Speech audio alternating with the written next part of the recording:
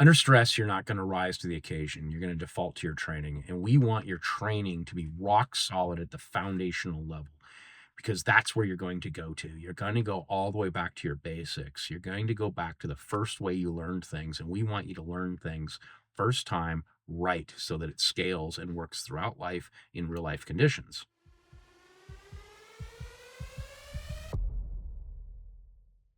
Hello, I'm Greg Hamilton from Insights Training Networks and Insights Training Center.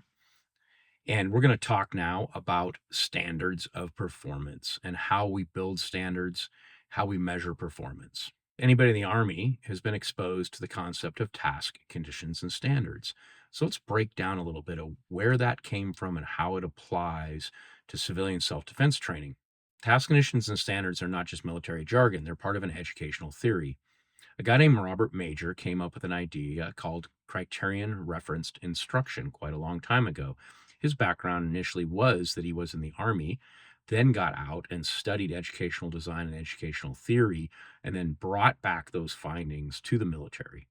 Criterion-referenced instruction defines exactly what the student needs to be able to do and under what circumstances they need to be able to do it to be successful. And it talks about how exactly that success is measured. The Army turned that into what we all recognize as task, conditions, and standards. And that idea of a clear, measurable, objective performance is the foundation of the design we use at Insights Training. In criterion-referenced instruction, we're not grading on a curve. You're not being graded against other students. You're simply being graded on, did you successfully complete the task? Did you meet the standard or not? It's a go, no-go system. And that criterion is directly tied to real-world needs to accomplish real-world problems. And this is what separates an actual training system from a collection of drills. Inside of this, we're going to talk about two different objective statements. We have terminal objectives and we have enabling objectives. Terminal objectives is the final thing we want to be able to do. Let's say something like draw from concealment, fire 2 shots in the high score zone on a target at 7 yards in 1.5 seconds. That would be an idea or an example of a terminal objective. Enabling objectives are the building blocks that allow you to accomplish the terminal objective. So, example, inside of the terminal objective of draw from concealment and hit a target with fight-stopping hits in X amount of time, we have inferred in there, we have gun safety. We have all of our gun safety rules, of course, our muzzle control, right? Our trigger finger control, things like that. We also have the steps that we need to accomplish to make sure that this scales. And we're going to talk about scaling quite a bit in this video. And what I mean by scaling is we're doing this to accomplish real-world performance in a real-world situation. So we need to move our concealment correctly. And correctly for us means that it'll hold up under real-world stress and real-world requirements. So when it's time to draw your gun, if you have nothing else to do with this hand, put it here. Grab all the material you can in front of the gun, lift straight up, and from here, nothing changes from your normal draw. You're going to have your wrist and your thumb against your ribs. That's going to trap the concealment, and you're going to ride down to the gun, get your full firing grip, keep your thumb and wrist against your side, ride up, and come to the ready position. Things like having a contested draw, right? Somebody being entangled with someone and having to fight, having to use your non-firing hand to accomplish other tasks, being seated in a vehicle, all kinds of different things that go into the situation that means that our enabling objectives, all these little things that we have to do to get to the final performance standard have to be done correctly also. It's not just about drawing fast. Drawing fast isn't the most important thing. It is drawing correctly in a way that will hold up under stress when you are in the worst possible situation years from now. Did I move my concealment correctly? Did I only have to use my firing hand to move my concealment? Was I able to trap my concealment so that I could get a full firing grip in the gun in the holster, right? Did I use my body to find my gun?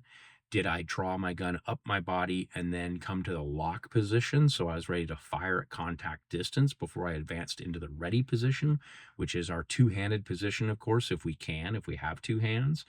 And did I accomplish my proper grip at the ready position? Did I have good muzzle control? And did I keep my finger off the trigger. All these things are going to be important, right? And so these are enabling objectives that help you to accomplish the primary objective, the terminal objective. Watch my shoulders and head when I put the gun away. Then I stand up.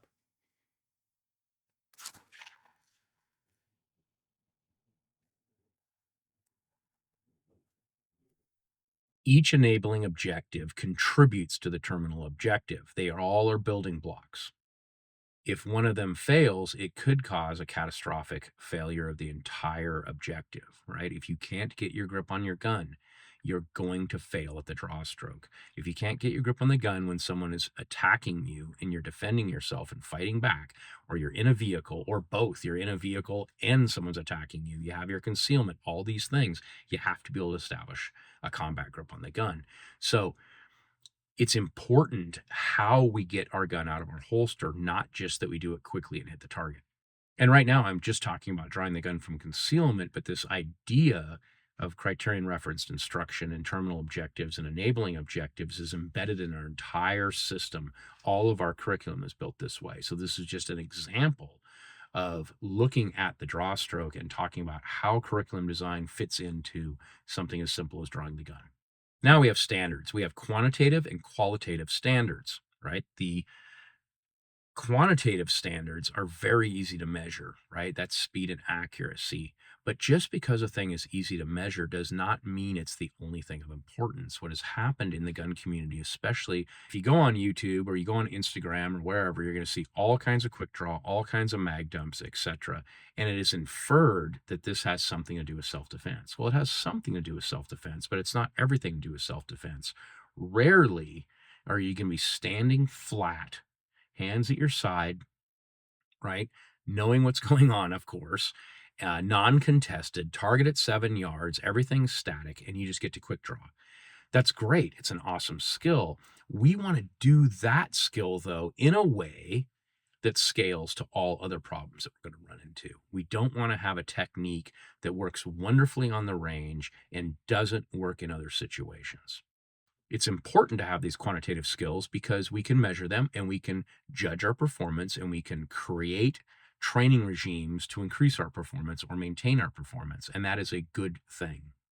But many of the critical skills, right, these enabling objectives are actually qualitative, and that is different. That takes a trained eye to spot and judge. And this is why in our curriculum, we have our forums where we have your ability to post your videos and have other students and coaches look at your performance and look at all the steps and see how you're clearing your concealment, see how you're gripping your gun while it's in the holster, watching your lock position, etc. Because all of these are as important as speed. It's absolutely as important as speed because what we see is that when people get stressed and people get put in real life situations, the failure to grip the gun correctly and clear the concealment correctly is one of the things that leads to the massive cascading failure that turns into some giant fight that went on far longer than it needed to and was far more deadly to you and everyone else than it needed to be. Shooting lends itself to measuring speed and accuracy, and people fall into the trap of thinking that speed and accuracy is the only thing they should be measuring. Speed and accuracy are only part of the terminal objective. They don't tell you whether your technique scales into real life performance under a variety of conditions. In a vehicle, under duress, right? Being contested by someone else, being attacked, etc. All these things, right? Also, the idea that you haven't practiced in a long time, you're wearing different concealment than you usually wear. All these factors go into the equation, and we have to have techniques that take all that into account. We have to have techniques that'll survive under all conditions, not just standing on a range, not just at a match. They have to stand up when it's real. They have to be seated in your car. You have to be wearing your concealment. You have to be cold. You have to be tired. All these things, when you can do it still, when you can do your techniques under real life conditions, when you're being contested, when you're stressed, when you're surprised, that's when your technique is correct. Under stress, you're not going to rise to the occasion. You're going to default to your training. And we want your training to be rock solid at the foundational level because that's where you're going to go to. You're going to go all the way back to your basics. You're going to go back to the first way you learned things. And we want you to learn things first time right so that it scales and works throughout life in real life conditions. Ultimately, the goal is not just to shoot faster and more accurate. It's to have a set of skills that holds up under the stress of reality, right? What we want you to be able to do is have skills that hold up, and most importantly, in the end, that you don't have to think about any longer. We don't want you to have to think about your gun handling or your marksmanship, because that is a cognitive load, and you need room to be able to think about tactics, right? You need to be able to think about the geometry of the situation, the psychology of everyone involved. You have to make deadly force decisions, right? You are a good guy. You have to make decisions about how to shoot, which is what separates you from the bad guy. When that gun handling disappears from your conscious mind, now you have the ability to do the thinking that'll get you out of this situation in the best way possible. This is what the real goal is. The problem is, if your gun handling is not ingrained correctly, you're going to flub your basics, and flubbing the basics will lead to a cascading catastrophic error, which is what we're trying to avoid.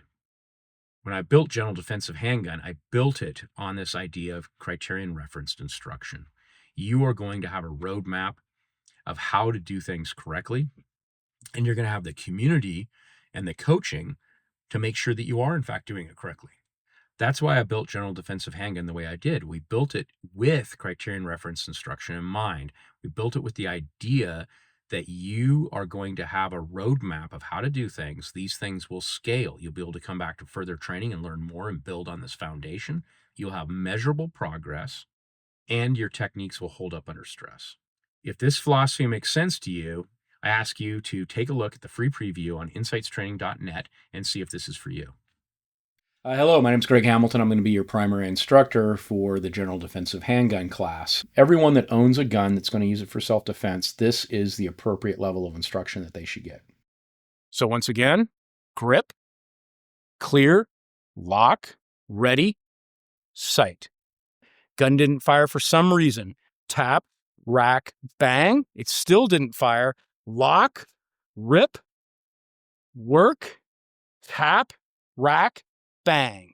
We're going to have a system of being aware, and it's going to start with condition white. It's going to go white, yellow, orange, red, and black. That is the justification for use of deadly force, is the conservation of innocent life.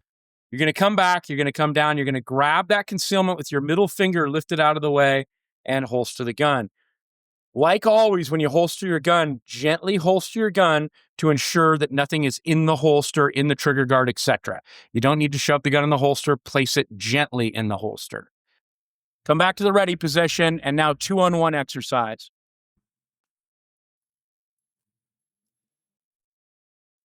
The exact same size dimensionally as far as the height of the gun and the length of the gun as the Glock 19. The difference is it's much thinner. Full grip clearance, covered trigger guard, and then lastly, it's rigid and non-collapsible. So after I take the gun out, the holster doesn't collapse and I'm able to put the gun away.